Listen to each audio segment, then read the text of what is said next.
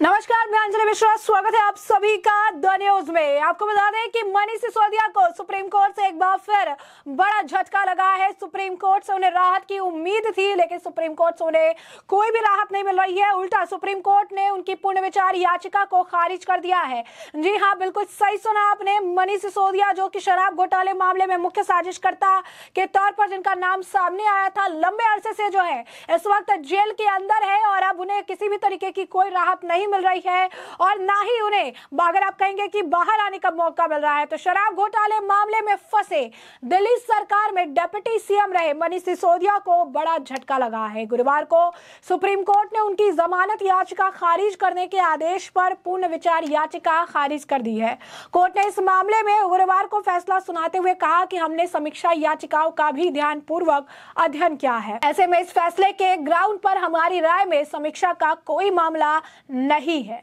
Court ने समीक्षा याचिका की मौखिक सुनवाई हेतु प्रार्थना को भी अस्वीकार्य कर दिया। सुप्रीम कोर्ट ने कहा कि जमानत याचिका खारिज करने का फैसला 30 अक्टूबर को लिया गया था। ऐसे में समीक्षाएं खारिज की जाती हैं। 30 अक्टूबर को खारिज हुई थी सिसोदिया की जमानत याचिका। बता दें आपको, सुप्रीम कोर्ट ने 30 अक्टूबर को सिसोदिया की जमानत याचिका खारिज कर दी थी। तब सुप्रीम कोर्ट ने माना था कि जांच एजेंसी 338 करोड़ रुपए के लेन देन की बात अस्थायी रूप से साबित कर पाई है।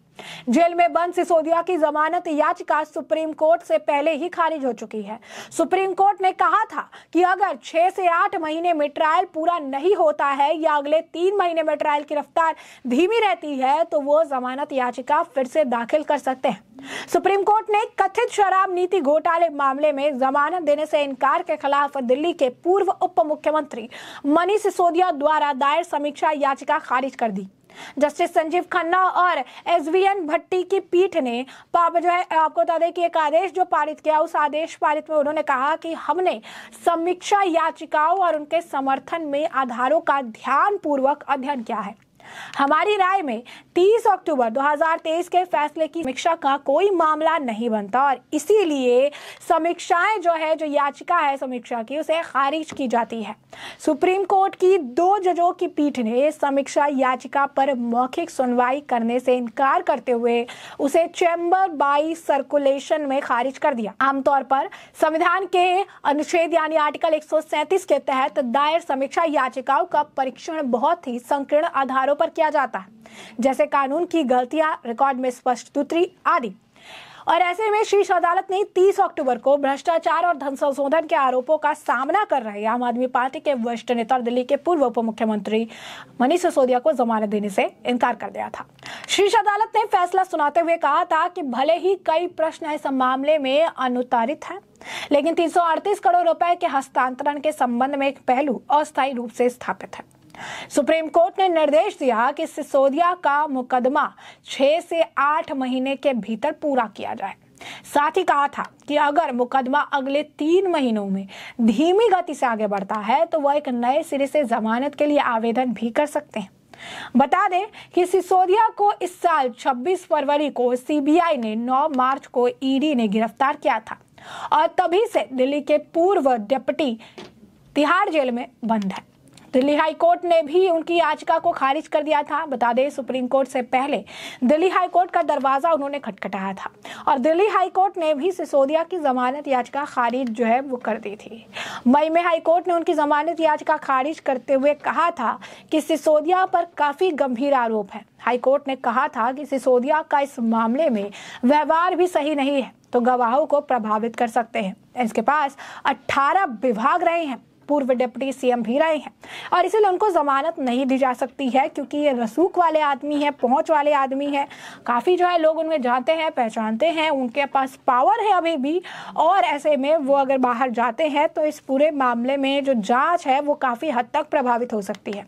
शराब घोटाले मामले में सीबीआई ने 26 फरवरी को सिसोदिया को गिरफ्तार किया था। इसके बाद 9 मार्च को भी ईडी ने सिसोदिया को गिरफ्तार कर लिया था और तब से ही सिसोदिया जेल में बंद है। अब ऐसे में शुरुआत में तो अरविंद केजरीवाल और उनकी पार्टी लगातार कई तरह की बयानबाजियां करती थी, कई तरीके की चीजें जो है उनके द्वारा कही जाती थी, बताई जाती थी, लेकिन समय के साथ सिसोदिया को लेकर जिक्र करना भी इन्होंने बंद कर दिया है। और अब मनीष सिसोदिया को लेकर इनके द्वारा कोई बयान भी दिया जाता नहीं है।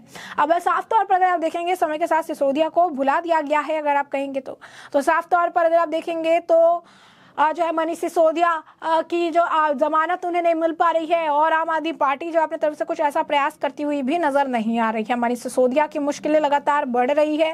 अब जिस तरीके से उनकी जुडिशियल कस्टडी को पहले बढ़ाया गया है और लगातार जो है वो पहले हाई कोर्ट गए, निचली कोर्ट गए और अब तो सुप्रीम कोर्ट भी जा चुके हैं, लेकिन यहाँ से भी उन्हें किसी तरीके की कोई राहत जो है मिलती नजर नहीं आ रही है।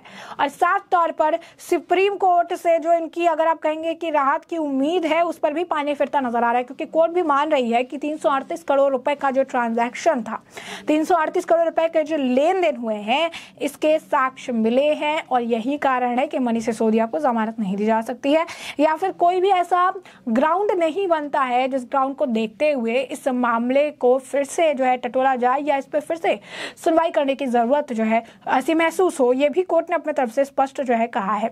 तो साफ तौर पर कहा कि 30 तारीख को ऑलरेडी जो है अक्टूबर 30 को जो है हमने इस मामले को लेकर अपनी बातें स्पष्ट रख दी थी। तो ऐसे में मनीष सिसोदिया की जो प्ली थी, जो याचिका उन्होंने डाली थी रिव्यू के लिए, उसको उन्होंने डिनाई कर दिया है और कहीं ना कहीं ये मनीष सिसोदिया के लिए बड़ा झटका है, क्योंकि जैसा कि हमने आपको बताया कि काफ़ी लंबा समय हो चुका है और काफ़ी समय से अगर आप देखेंगे कि जो है सिसोदिया जेल में बंद है और अब इस पर उनकी पार्टी के भी रिएक्शंस नहीं आते हैं, पार्टी की भी प्रतिक्रिया नहीं आती। तो कहीं ना कहीं मनीष सिसोदिया को उन्होंने भी किनारा जो है कर दिया है। तो उन्हें निराशा हाथ लग रही है, याचिका को समीक्षा के योग्य ही नहीं माना है कोर्ट ने और यही कारण है कि उन्होंने इस पर सुनवाई करने से ही इनकार कर दिया। उन्होंने कहा कि समीक्षा के योग्य ही नहीं है, क्योंकि रिव्यू के लिए कुछ ग्राउंड्स की जरूरत है कि आपकी जो है समीक्षा की जाए, वापस से जो है याचिका की समीक्षा की जाए। इसके लिए कई सारे आधार होते हैं, अगर वो आधार मिसिंग है तो उसमें किस तरीके की समीक्षा की जरूरत ही नहीं है। तो कहीं ना कहीं मनीष सिसोदिया को और लंबा समय जो है जेल में बिताना पड़ सकता है। ये कहना भी गलत नहीं होगा कि हो सकता है कि नया साल जो है 2024 का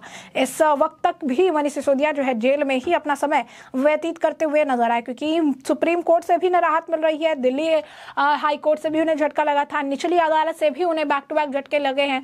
तो साफ तौर पर एक और झटका मनीष सिसोदिया को अभी हाल फिलहाल में जो है लगा है वो सुप्रीम कोर्ट से लगा है। समीक्षा के लिए उन्होंने याचिका डाली थी, लेकिन उस पर भी कोर्ट द्वारा सुनवाई करने से मना कर दिया गया है। और जैसा कि ईडी या सीबीआई जो है वो वहां पर अगर आप कहेंगे दलील दे रही है कि मनीष सिसोदिया कोई छोटा व्यक्ति है नहीं।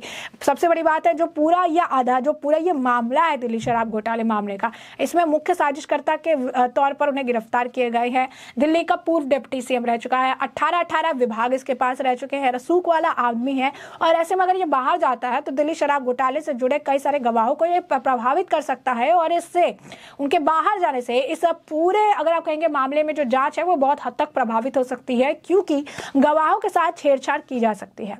तो ऐसे में हमने आपको जो पूरा मामला है ये बड़ा विस्तार से बताया कि पूरा मामला क्या है, किस तरीके से दिल्ली के पूर्व उप मुख्यमंत्री हमारे आम आदमी पार्टी के नेता मनीष सिसोदिया को सुप्रीम कोर्ट से बड़ा झटका लगा है और सुप्रीम कोर्ट ने जो है उनकी पुनर्विचार याचिका को खारिज कर दिया है और उन्होंने समीक्षा करने से ही जो उनकी याचिका पर इनकार कर दिया है, क्योंकि उनके अनुसार ये समीक्षा के योग्य है ही नहीं। तो ऐसे में अब इस पूरे मामले पर आपकी भी जो राय हो हमें कमेंट सेक्शन में कमेंट करके जरूर साझा करिएगा। धन्यवाद।